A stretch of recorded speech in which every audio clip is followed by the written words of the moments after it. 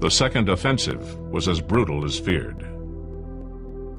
Turkey occupied the northern one-third of Cyprus. Hundreds of young Greek Cypriot men were rounded up and never heard from again.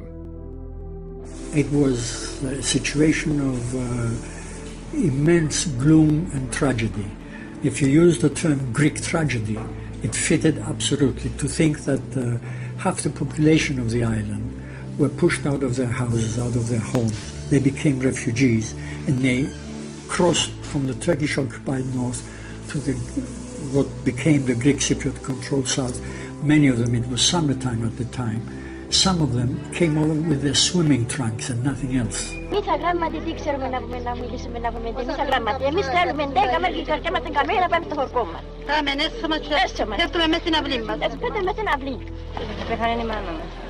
Η μάμα μου πέθανε.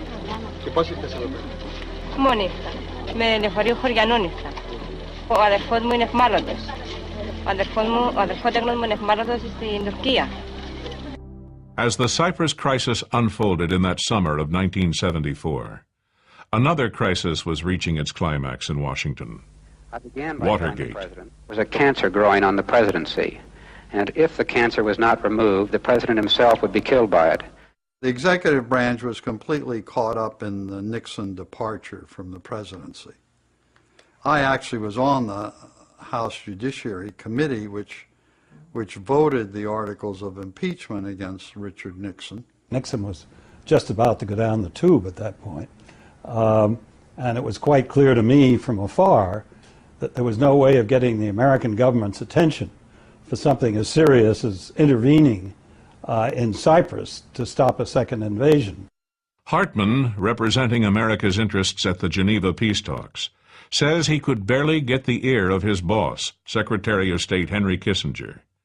In retrospect, he thinks he understands why.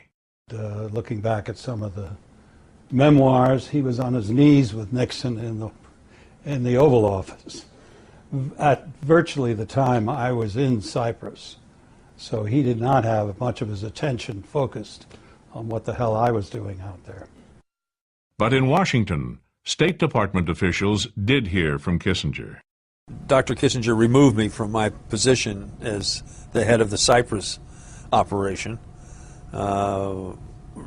shortly after the invasion, so I cannot speak to that from first-hand experience. But I recommended that to Dr. Kissinger that he use his considerable influence to keep the Turkish army in the enclave where they were originally before they drove to both coasts.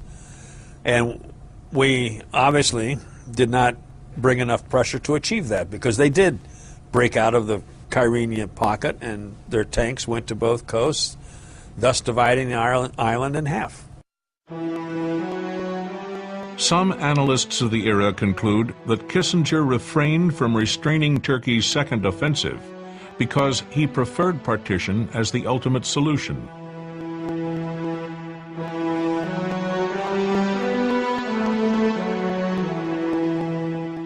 It's difficult to encapsulate the wickedness of Kissinger's role in a sentence, but if you wanted to try for an epigram, it would be to support the Greeks as long as they were fascists, to turn against them only when they were democrats, to support the Turks only when they were aggressors, and to end up with a country ruined and partitioned, which I have to believe was in fact the objective of the policy in the first place. My suspicion is that given Kissinger's orientation, his practice of realpolitik, his belief that Turkey was a vital regional power and an important ally in NATO, led him to sacrifice Cyprus to Turkey, that it was important to keep Turkey happy, not alienate the Turkish military especially, and that therefore this was an occasion where the United States just needed to look the other way with regard to this act of aggression. Of course, Kissinger had he comes with a very sort of geostrategic view of how the world works. And in that view, Turkey always loomed important to him, as it has tended to do in the minds of our military and intelligence people over the years. So I think he was he was reluctant, I think, to move as firmly and resolutely against Turkey to check them from taking these actions. As a consequence, we were then confronted with this incredible, difficult situation, which we have not been able to undo and resolve even to this day. Kissinger, in his memoirs, denies encouraging the second offensive, but says he was distracted by the political crisis at home. Neither Callahan nor I had expected the second Turkish military move, and, during the crucial 4 days of the political negotiations, my days, and to an even greater degree, my emotions, were focused on easing Nixon's travail and preparing for the transition to Ford.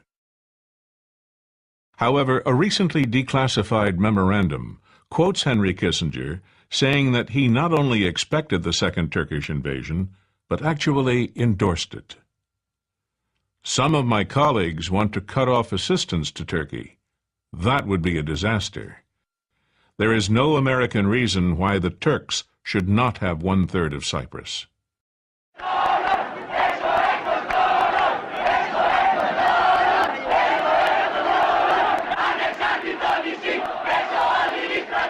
Kissinger's failure to exercise any meaningful effort to restrain the Turkish invasion was not lost on the Greek Cypriot population, who expressed their fury in a mock funeral of the U.S. Secretary of State.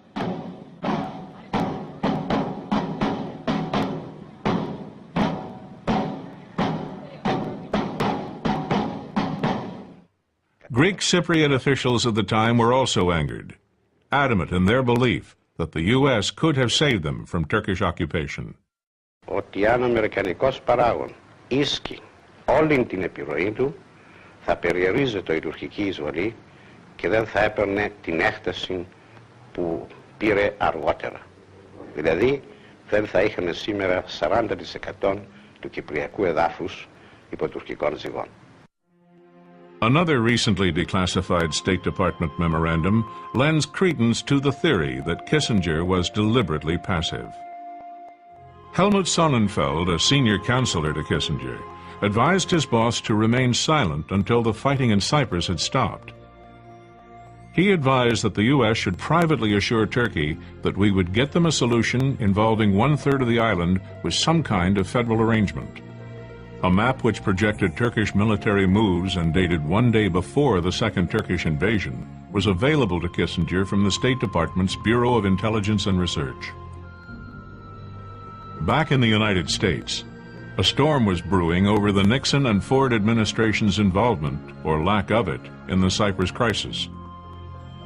The Los Angeles Times charged that Kissinger knew in advance of the Turkish plan to invade Cyprus in July, and had rejected an appeal from U.S. Ambassador to Greece Henry Tosca to use the U.S. Sixth Fleet to stop the invasion. The New York Times accused the State Department of clearly stalling and bluntly charged that the American unwillingness to condemn the Greek junta's coup had encouraged Turkey to intervene on the island. The editorial also declared that cutting off aid to Turkey was mandatory under the law due to Turkey's use of U.S. arms and equipment for offensive purposes.